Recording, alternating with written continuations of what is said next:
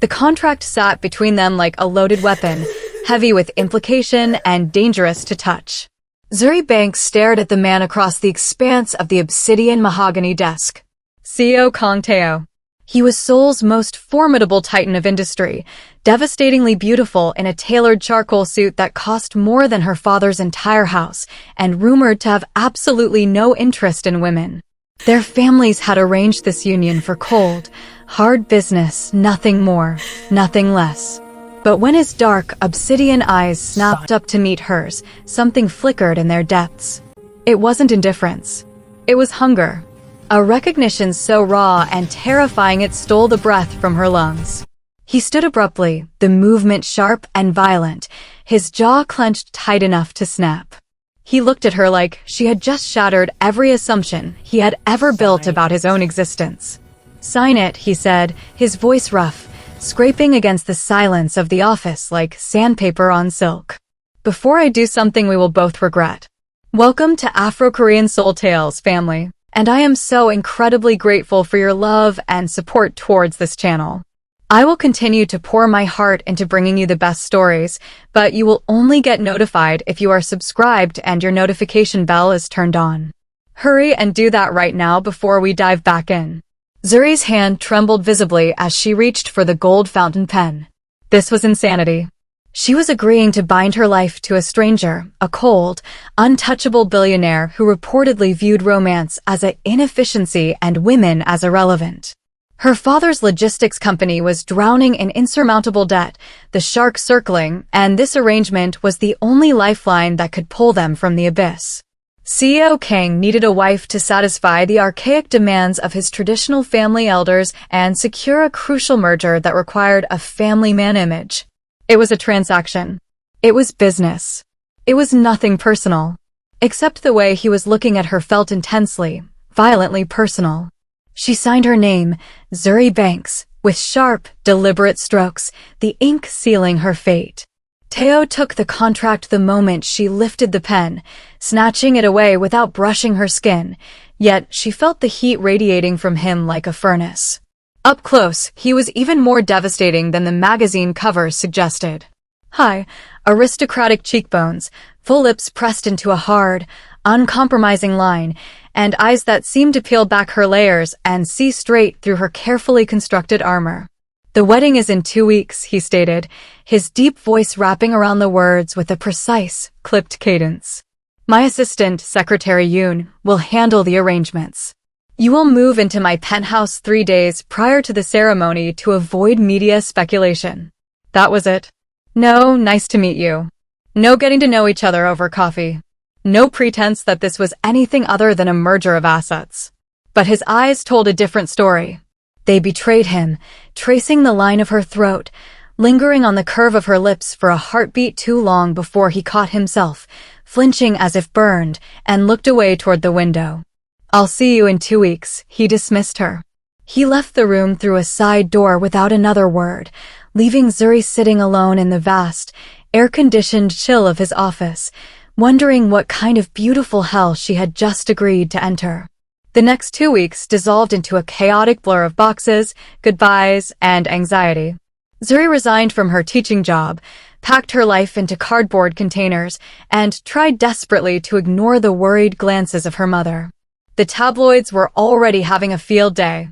They had speculated about Kang Tae-oh's sexuality for years, citing his lack of public relationships, his aversion to scandal, and the icy distance he kept from everyone, regardless of gender. "Maybe he's just private," Keisha, Zuri's best friend, suggested one afternoon as they sat amidst piles of clothes. "Or maybe he's asexual. Or maybe it doesn't matter because this isn't a real marriage, Zuri." "I know," Zuri interrupted, folding a sweater with unnecessary force. "It's business. 2 years, then we divorce quietly. The debt is gone, the merger is secure, and we both walk away." But she couldn't stop thinking about the office. She couldn't scrub the memory of how he had looked at her like a man dying of thirst who had just found water, like she had awakened something he thought was long dead. 3 days before the wedding, Zuri stood before the imposing steel doors of the Kang residence. She arrived at the penthouse with 2 suitcases and a chest full of doubts. The space was exactly what she had feared: modern, minimalist, expensive, and utterly devoid of a soul. It was like living inside a Architectural Digest spread, pristine marble, glass walls overlooking the Seoul skyline, chrome accents, but not a single personal photograph or stray item. Tae-oh wasn't there. His assistant, a terrifyingly efficient woman named Secretary Yoon, met her at the door. "Mr. Kang works late most nights," Yoon explained with professional detachment as she led Zuri down a long, gallery-like hallway. "He prefers not to be disturbed before the chef prepares his coffee at 9 a.m. Meals are served in the dining room at 7 o'clock, 1 o'clock, and 8 o'clock. If you require anything, utilize the intercom system." "Will I see him at all before the wedding?" Zuri asked, her voice echoing in the empty space. Secretary Yoon's expression flickered with something that might have been pity, or perhaps just annoyance. "Mr. Kang is very busy." Translation: he was avoiding her. That first night, the silence of the penthouse was deafening. It was too quiet, too perfect, a beautiful prison in the sky. Zuri tossed and turned in the guest suite's massive bed, the high thread count sheets feeling cold against her skin. By midnight, she gave up on sleep. Desperate for tea and a distraction, she wandered out to the kitchen, the marble floors cool beneath her bare feet. She froze in the doorway. Tae-oh was standing at the kitchen island, illuminated only by the soft under-cabinet lighting. He wasn't wearing the armor of his suit. He stood there in gray pajama pants and a simple white t-shirt that clung to his broad shoulders. He looked up, startled, the glass of water in his hand pausing halfway to his mouth. For a long, suspended moment, they just stared at each other. Without the barrier of his tailored clothes and his CEO persona, he looked younger, more human, more vulnerable. His dark hair was mussed from running his hands through it, and the exhaustion carved into his features was plainly visible. "I didn't mean to disturb you," Zuri whispered, suddenly hyper-aware of her own appearance, silk sleep shorts and a tank top that left her arms and legs exposed. "You're not," he said automatically. But his eyes betrayed him again. They traveled down her body, tracing the curve of her hip, the line of her leg, before he physically forced his gaze to snap back to her face. "Can't sleep," she offered, moving toward the kettle to give her hands something to do. "New place. New everything." "Work," he clipped out, the words sharp. "There is a hostile takeover attempt I am mitigating. At midnight. Billionaires don't sleep, Miss Banks." "There's a hint of humor in there," she noted, turning to face him. The first crack in the ice. "Do you want tea?" he asked abruptly, changing the subject. They ended up sitting at the kitchen island, nursing cups of chamomile in the semi-darkness. They didn't look at each other, yet the air between them was thick, charged with an electricity that made the fine hairs on Zuri's arms stand up.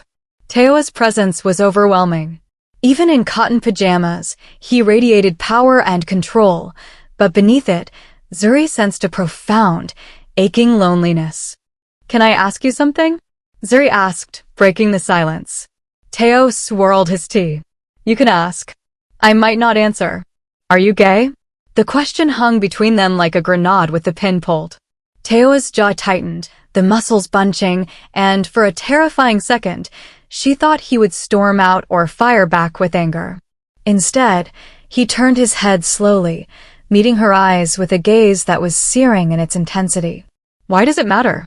"Because I'm about to marry you," Zuri said, holding his gaze. "Because I'd like to know what I'm signing up for beyond the contract. The rumors, they say you don't touch women." "The rumors are convenient," he said carefully, his voice low. "They keep people from asking questions. They keep people from expecting things I cannot give." "That's not an answer, Tae-oh." "No." His eyes darkened, burning into hers. "It isn't. But it is all you are getting tonight." He stood up and left her there in the kitchen, the scent of his expensive soap lingering in the air long after he was gone.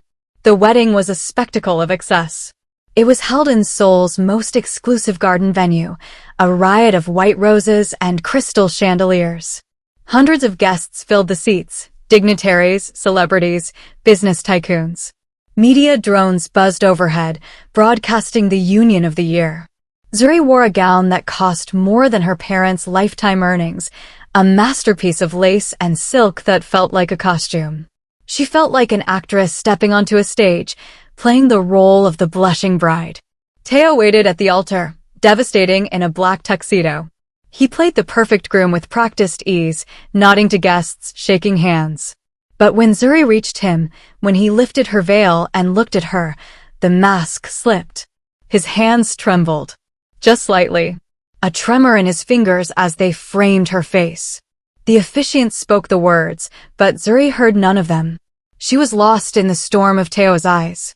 When the time came for the kiss, the moment that was supposed to be a perfunctory, polite peck for the cameras, everything shifted. His lips brushed hers tentatively at first. Then he froze. A sound, low and guttural, vibrated in his chest. And then he kissed her like a drowning man finding the surface. It wasn't polite. It was desperate. It was hungry. His hands tightened in her hair, tilting her head back, deepening the contact with a shocking intensity that drew audible gasps from the front row. Zuri melted into him, her hands clutching his lapels, shocked by the fire that ignited in her veins. He tasted of mint and suppressed longing. For 10 seconds, the world fell away. There was no contract, no debt, no rumors. Just the two of them colliding. When they finally broke apart, both of them were breathing hard, chests heaving. Tae-oh looked shell-shocked. He stared at her mouth, his eyes wide with panic, before he stepped back, physically putting distance between them. The officiant had to clear his throat twice to dismiss the congregation. Okay, besties, pause right there. Did you feel that heat? Because I definitely did. If you are loving the chemistry between Zuri and CEO Kang, do me a huge favor and smash that like button right now. And I want to know your thoughts. Drop a comment below. Do you think Tae-oh is really hiding a secret, or is he just falling hard for Zuri? Let me know your theories. Now, back to the drama. The reception was torture. After that explosive kiss, Tae-oh barely touched her. He maintained a rigid, careful distance, playing the attentive husband for the cameras, but recoiling whenever their skin brushed accidentally. Yet, Zuri caught him watching her. Every time she turned, his eyes were on her, dark, hungry, and deeply conflicted. Your husband cannot stop staring at you, Keisha whispered, handing Zuri a glass of champagne. For a man who prefers men, he looks like he wants to devour you whole. He's not. Zuri trailed off, realizing she still didn't know what he was. It's complicated. It looks simple from here, girl. That man is obsessed. But if he wanted her, why was he acting like she was radioactive? The wedding night was awkward and suffocating. They returned to the penthouse in a heavy silence. Tae-oh immediately retreated to his study with a curt good night, leaving Zuri standing alone in the hallway in her wedding dress. She went to the guest room. Still the guest room, she noted bitterly, and tried not to feel the sting of rejection. This is what you signed up for, she told herself as she scrubbed the makeup from her face. A marriage of convenience. No romance. No intimacy. So why did her heart ache? She changed into pajamas and lay in the dark, but the ghost of his lips on hers haunted her. The way he had trembled. The conflict in his eyes. It felt like he was at war with himself. Around 2 a.m., she heard footsteps in the hallway. They paused right outside her door. She held her breath, her heart hammering against her ribs, wondering if he would knock. If he would come in. But after a long, agonizing minute, the footsteps retreated. Zuri lay in the darkness, feeling lonelier than she had ever felt in her life. The next morning, Tae-oh was gone before she woke. This became their pattern. He left at dawn, returned late at night, and avoided being alone in a room with her at all costs. They were perfect strangers sharing a zip code. A week into the marriage, Zuri reached her breaking point. She found him in his study around midnight. He was working, bathed in the blue light of his monitors. She didn't bother knocking. She marched in, slamming the heavy door behind her. We need to talk. He looked up, surprised by her tone, his glasses reflecting the screens. About what? About this farce, she snapped. About the fact that we are married, but you treat me like I have a contagious disease. About what the hell happened at our wedding that made you kiss me like that, and then spend the next week treating me like I don't exist. Tae-oh stood slowly, uncoiling his height from the chair. Something dangerous flickered in his expression. You want to talk about the kiss? Yes. Fine. He moved around the desk, stalking toward her. Zuri fought the urge to step back. That kiss was a mistake. It will not happen again. Why? She demanded. Because this is a business arrangement. Because you deserve better than. He cut himself off, turning away, his hand raking through his hair. Better than what? Better than a husband who actually wants me? You think I don't want you?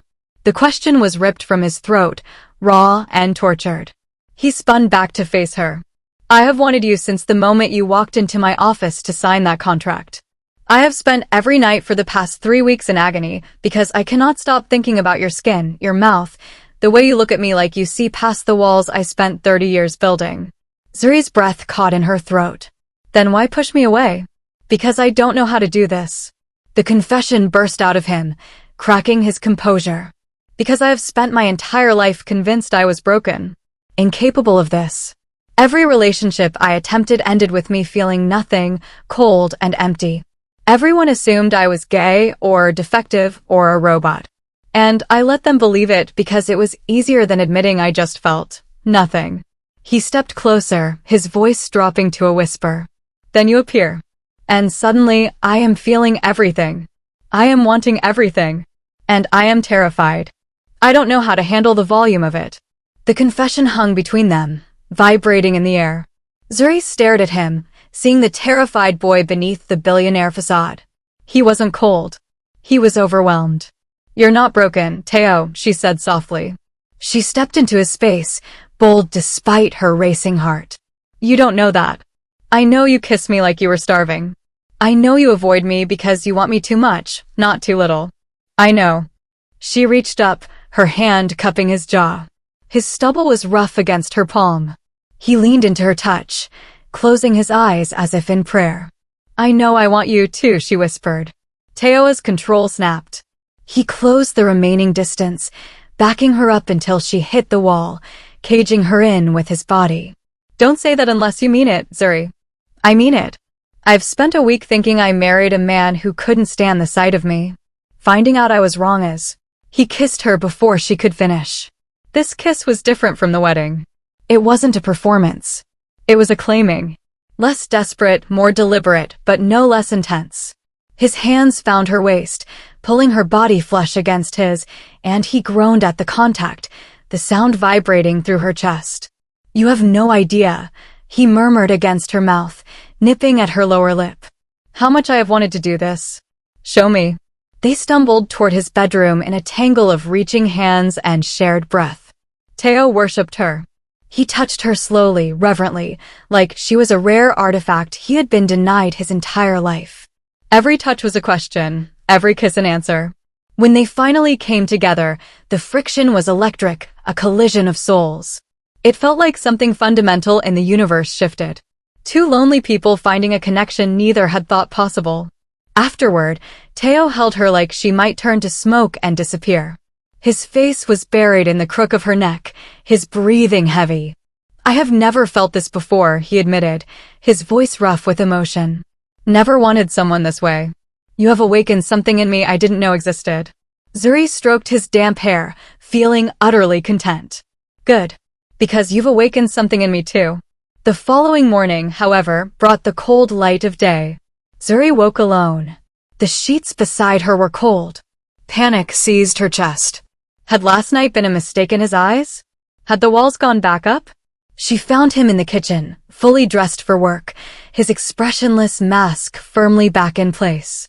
When he saw her, something flickered in his eyes. Longing? Fear, before he shut it down. Last night, he started, his voice stiff.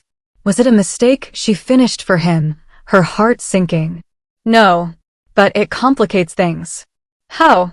Because this was supposed to be simple. Business. Now it is. He struggled for the words. Now I cannot stop thinking about you. I cannot focus on the quarterly reports because I am wondering what you are doing. I cannot sleep because I want you in my bed. Is that so terrible? I don't know how to be a real husband, Zuri. I will fail you. Then we figure it out together. He studied her for a long moment, conflict warring in his eyes. Then he pulled her close, kissing her forehead. I have to go to Singapore. 3 days. Business that cannot be delayed. When I get back, we will talk. Really talk. About what this marriage means. Promise? Promise. But 3 days became 5. Then a week. Tae-oh called occasionally, but his voice was distant, professional. He gave updates on the acquisition, asked if she needed anything from the house staff, and then hung up. Zuri tried not to feel abandoned, but the doubt crept in like a fog. Was he running away? Was the intimacy too much for him? She was drowning in insecurity when Keisha dragged her to a high-profile charity gala that Kang Enterprises was sponsoring. You are his wife, Keisha insisted, zipping up Zuri's dress. You represent the family. You should be there. The gala was exactly what Zuri expected, Seoul's elite dripping in diamonds and judgment. She felt out of place, hyper-aware of the whispers that followed her. CEO Kang's mysterious foreign wife. The American nobody. She was contemplating sneaking out the back when a man approached her. He was handsome in a slick, predatory way, with a smile that didn't reach his eyes. Mrs. Kang, he purred. I am Director Park, a business associate of your husband. He didn't mention you would be attending tonight. He doesn't know, Zuri said politely. He is still in Singapore. Something calculating entered Park's expression. He stepped too close, invading her personal space. Then you must be lonely. Stuck in that penthouse all alone while he plays tycoon abroad. Perhaps I could keep you company? I am known to be much warmer than our dear Tae-oh. No. The word didn't come from Zuri. It came from directly behind her, cold as absolute zero. She spun around to find Tae-oh standing there. He was still in his travel clothes, a wrinkled linen shirt, no tie, and he looked absolutely furious. Tae-oh? We are leaving, he growled. He took her arm, his grip firm, possessing. He didn't even acknowledge Director Park's stammered greeting. He simply turned and marched Zuri out of the ballroom. The drive back to the penthouse was suffocating. Tae-oh's jaw was clenched so tight Zuri could see the muscle feathering. His knuckles were white on the steering wheel. She had never seen him this angry. Are you going to tell me what that was about? She finally asked as they entered the private elevator. Director Park is a snake who has been trying to undermine my company for years. Seeing him anywhere near you. He cut himself off as the doors opened. He stormed into the living room, tossing his keys onto the table with a clatter. What were you thinking going there alone? Do you have any idea how dangerous that is? Dangerous? It was a charity gala for orphans, Tae-oh. It was a room full of people sipping champagne. It was a room full of people who would love to exploit any weakness I show. And you. He stopped, breathing hard, turning to face her. You are the biggest weakness I have ever had. I am not some damsel who needs protecting. I know that. The words exploded out of him. But watching him touch your arm, smiling at you like he had any right, knowing I have been gone for a week and you probably thought I was avoiding you again. He pushed both hands through his hair, looking tortured. I wanted to break his hands for daring to breathe the same air as you. Zuri's anger deflated instantly, replaced by a dawning understanding. She stepped closer. You're jealous. Insanely. He pulled her close, pressing his forehead against hers. I cut my trip short because I couldn't stand being away from you anymore. I rushed to that gala from the airport because I saw the guest list. And seeing another man trying to. His arms tightened around her waist, possessing her. You are mine, Zuri. I know I have no right to feel that way after disappearing, but I can't help it. Then stop disappearing, she whispered, cupping his face. Stop running every time things get real between us. I am your wife. Start acting like you want me to be. I do want that. He kissed her desperately. I want everything with you. It terrifies me how much. They made it to the bedroom this time. What happened there erased any lingering doubts about the nature of their relationship. Tae-oh showed her exactly how much he wanted her, over and over, until they were both exhausted, satisfied, and tangled together in the darkness. I'm sorry, he murmured later, tracing patterns on her back. For disappearing. For making you doubt. For being terrible at this. You're learning. We both are. Stay with me tonight, he pleaded softly. In my bed. Always. Always. Besties, let's be real. There is nothing better than a jealous, possessive CEO, right? If you agree, comment CEO Kang down below. And if you are enjoying this story so far, please make sure you hit that subscribe button. It really helps the channel grow and lets me bring you more content like this. Now, let's see if their happiness can actually last. The next few weeks brought a tentative new normal. Tae-oh still worked insane hours, but he came home to Zuri every night. They shared breakfast. They were learning the small things: his love for old black and white cinema, her passion for spicy food and photography. Small intimacies transformed their contract into a life. But the business world noticed. Suddenly, Zuri was invited to events. Her opinions were sought. Her presence at Tae-oh's side was expected. Some were welcoming. Others, like Director Park, watched with calculating eyes, looking for leverage. "You need to be careful," Tae-oh warned after a particularly tense dinner party. "There are people who would love to hurt me through you. I can handle myself." "I know. But let me worry anyway." His protectiveness was endearing, if occasionally suffocating. He had security follow her discreetly. He vetted everyone she met. Zuri understood why, in his world, love was a liability. A month into their real marriage, the nightmare began. Zuri was working on her photography portfolio in the living room when Secretary Yoon appeared, her usually pristine face pale and shaken. "Mrs. Kang, there has been an accident." The world tilted on its axis. Mr. Kang's car was forced off the road. He is at Seoul Memorial Hospital. Zuri didn't remember the drive. She barely processed Yoon's explanation about a hostile action or brake tampering. All she could think about was Tae-oh. Hurt. Bleeding.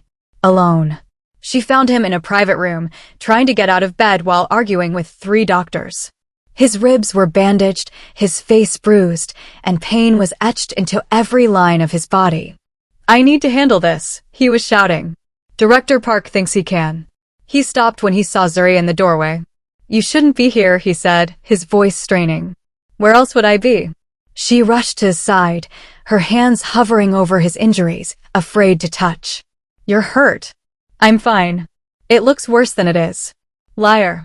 "What happened?" "Someone decided sending me a message was worth attempted murder." His eyes were cold flint. "They are going to regret it." "Mr. Kang needs rest," the doctor interrupted. "No stress. No work for 3 days." "Impossible." "Everyone out," Zuri commanded, her voice steel. The medical staff fled. She turned to Tae-oh. "You are going to rest. You are going to let your team handle business. And you are going to stop pretending you are invincible." "Zuri, no. You don't get to almost die and act like it's nothing." Her voice broke, the tears finally spilling over. "I was terrified, Tae-oh. I thought I lost you before we even had a real chance." His expression softened instantly. He pulled her carefully onto the bed beside him, wincing at the movement. "I'm sorry. You're right. I'll rest." He held her tight. "But we need to talk about security. This wasn't random. Someone is targeting me, and by extension, they will target you." "What do you mean?" "I mean, whoever did this knows that hurting you would destroy me more than any car crash. They will come for you next." He was right. 3 days later, Zuri was leaving the penthouse for a lunch meeting. 2 men in masks emerged from a black van in the parking garage. She thought Tae-oh had insisted on self-defense classes, but they were stronger, prepared. A cloth was pressed over her face. The last thing she saw before the chemical darkness claimed her was her phone skittering across the concrete, Tae-oh's name flashing on the screen. She woke in a concrete room that smelled of mold and damp despair. Her hands were zip-tied to a chair. Through a grimy window, she could see the skyline of an abandoned industrial district. Finally awake, a voice sneered. One of the men held up a phone. "Good. Mr. Kang should be receiving the video we sent right about now. Let's see if his wife is worth destroying his company for." Terror spiked through her veins, freezing her blood. But she forced it down. Tae-oh would come. She knew it with absolute certainty. She just had to survive until he did. Back at the penthouse, Tae-oh stared at the video on his tablet. The screen showed Zuri, tied up, frightened but defiant. A distorted voice listed demands. Give up the merger. Step down as CEO. Transfer shares to a shell company owned by Director Park. Sir, Secretary Yoon whispered, looking sick. What do we do? Find her. His voice was devoid of all emotion. It was empty. And that was far more terrifying than rage. Use every resource. Trace the video. Hack the traffic grids. Call in the deaths. I don't care what it costs or who I have to break. He was already moving, pulling a sleek black handgun from a biometric safe in his desk. He checked the magazine with a terrifying efficiency that revealed a side of him the business world never saw. Tae-oh had grown up in a family with dark roots. He knew how to fight dirty. And their demands? Yoon asked. Stall them. Make them think I am crumbling. He slid the weapon into a holster. But I am not giving them a single share. I am giving them nothing but their own destruction. This could start a war, sir. It already has. Tae-oh's eyes were black holes. They took my wife. They signed their death warrants the moment they touched her. It took 4 hours. 4 hours of Tae-oh mobilizing a private security army, calling in favors from the shadows of Seoul's underworld. He located the warehouse in the Incheon docks. If she has a single scratch on her, he told his team leader as they loaded into armored SUVs, everyone in that building dies screaming. The assault was swift, brutal, and precise. Tae-oh didn't wait in the car. He led the charge. He moved through the warehouse like a wraith, dismantling the resistance with a cold fury. Nothing mattered but Zuri. He kicked open the door to the holding room. The guard raised a weapon, but Tae-oh was faster, 2 shots, controlled and lethal. He found her, still tied to the chair. Bruised, shaking, but alive.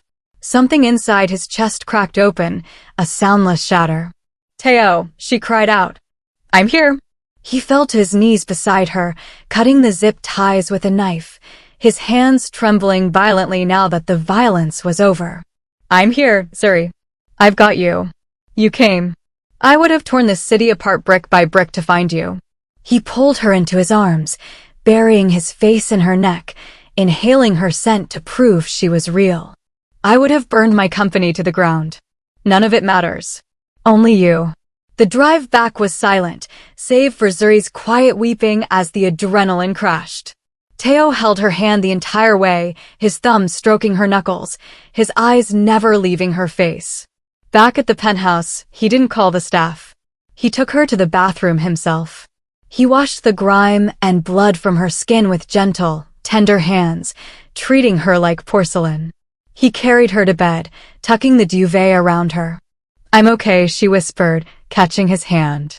You were taken because of me. His voice was wrecked, raw with guilt. Because I was arrogant enough to think I could protect you. I put you in danger by making you mine. He pulled away, looking at the floor. Maybe everyone was right. Maybe I should have kept this marriage purely business. Maybe loving you makes me weak. Don't. Zuri sat up, grabbing his face, forcing him to look at her. Don't you dare pull away from me now, Kang Tae-oh. I chose this. I chose you. And yes, your world is dangerous. But I would rather face that danger with you than be safe without you. Zuri, you moved heaven and earth to find me today. You were willing to destroy your legacy to get me back. That is not weakness. That is love. He kissed her then, a desperate seal on a blood oath. Marry me again, he whispered against her lips.